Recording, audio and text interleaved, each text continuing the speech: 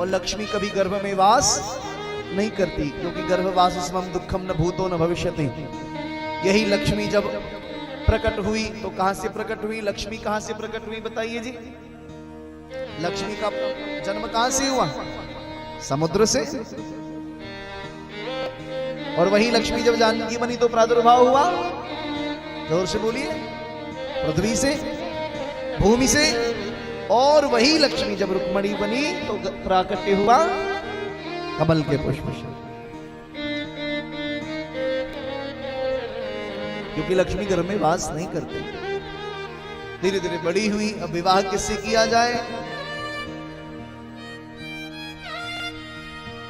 रुक्मी ने कहा चिंता नहीं करिए, मेरा मित्र है शिशुपाल, उसके साथ विवाह निर्धारित कर दिया है। जैसे सुना रुक्मणी ने, रुक्मणी उदास हो गई।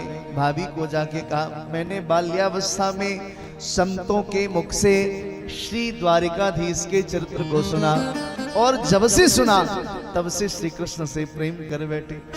विवाह करूंगी तो कृष्ण से, अथवा नहीं करूंगी, प्राणोत्सर्ग कर लूंगी। भाभी ने कहा श्री कृष्ण का एक नाम है करुणा निधान।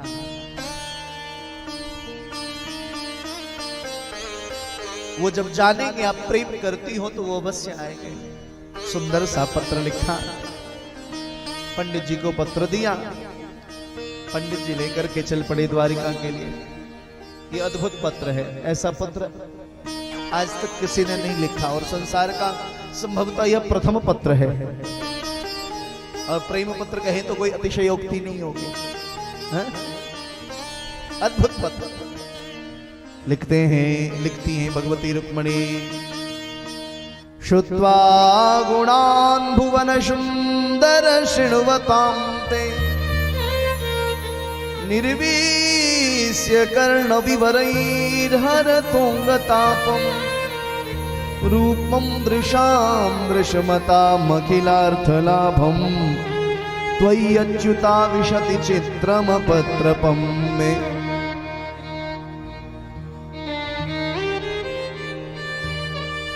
सुंदर पत्र लिखा है।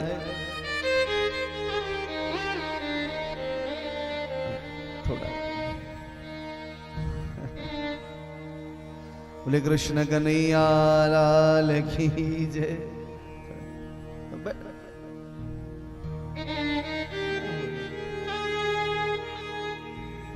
थोड़ा व्यवस्थित ढंग से, बार बार आगे जाना ना। बोले बांके बिहारी लाल की जय। भगवान शुकाचार्य वर्णन करते परीक्षित से। भजन हो रहा था उसी समय से बीच में करवा लेते, कथा के बीच में करवाते।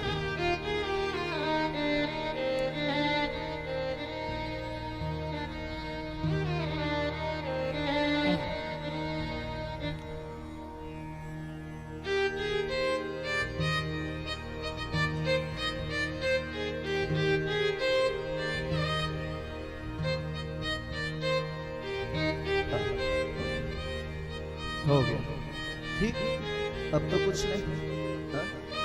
बैठे बिराज जाए, बिराज जाए मनोज बाबू, हो गया, बैठ जाए, बैठे सब बिराज जाए। श्री कृष्ण कन्हैया लाल की जय। थोड़ी देर 5 मिनट आगे कोई ना आए, शांति से बैठे। थोड़ा 5 मिनट भी कथा जम जाएगी तो मुझे सुख मिलेगा, नहीं तो लगेगा आज का दिवस निरर्थक हो गया। थोड़ा शांतिपूर्वक सभी विराजे। तो भगवान शुकाचार्य वर्णन करते हैं परीक्षित से। परीक्षित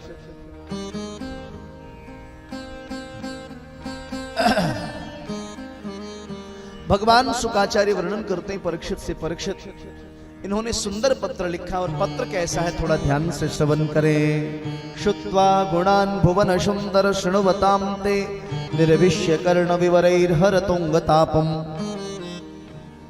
रुक्मणी कहती हैं हे गोविंद, गुणान् श्रुत्वा, मैंने आपके गुणों को सुना है, मैंने आपको देखा नहीं। और सुनिए, प्रथम जो पंक्ति लिखी बड़ा अद्भुत लिखा है। जैसा हम लोग लिखते हैं ना, सेवा में श्रीमान अमुक महोदय सबने निवेदन यह है कि, तो यहां पर पहला लिखा है बहुत सुंदर शब्द है, आप सुनेंगे तो हृदय गदगद हो जाएगा। ऐसा नहीं लिखा जैसा हम लोग लिखते, तुम कहो तो चांद और तारे तोड़ के ले आए। टूटेगा बांस की जल्ली नहीं, चांद तारे तोड़े। पहला शब्द लिखा बहुत अद्भुत, हे भुवन सुंदर गुणान श्रुत्वा। मैंने आपके हे भुवन सुंदर आपके गुणों को सुना है, आपको देखा नहीं। बोले आपको सुनने से क्या चमत्कार हुआ? बोले निर्विश्य कर्ण विवरैर हरतुंग तापम। आपको सुनने मात्र से मेरे पाप ताप संताप जल करके भस्म हो गए। आपको सुनने से मेरे हृदय की पीड़ा दूर हो गई। जब आपको देखूंगी तो क्या होगा? इसलिए रूपम दृशाम दृश्यमताम अखिलार्थ लाभम त्वयि अच्युता विशद चित्रम पत्रपम ने। 7 श्लोकों में पत्र लिखा है। कहीं लिखा नहीं कि मैं विवाह करना चाहती हूं, संकेत किया। चूंकि हमारे जो सनातन धर्म की मर्यादा है, यहां पर विवाह की चर्चा खोल के नहीं होती। पहले के जमाने में बेटे के ब्याह की चर्चा होती थी तो बेटा बेचारा घर में घुस जाता था शर्म के मारे। अब ब्याह की चर्चा हो तो इंच टेप लेके निकल जाएगा बाहर। मैं 5.5 का 6 का तो 5.25 6 की नहीं होनी चाहिए।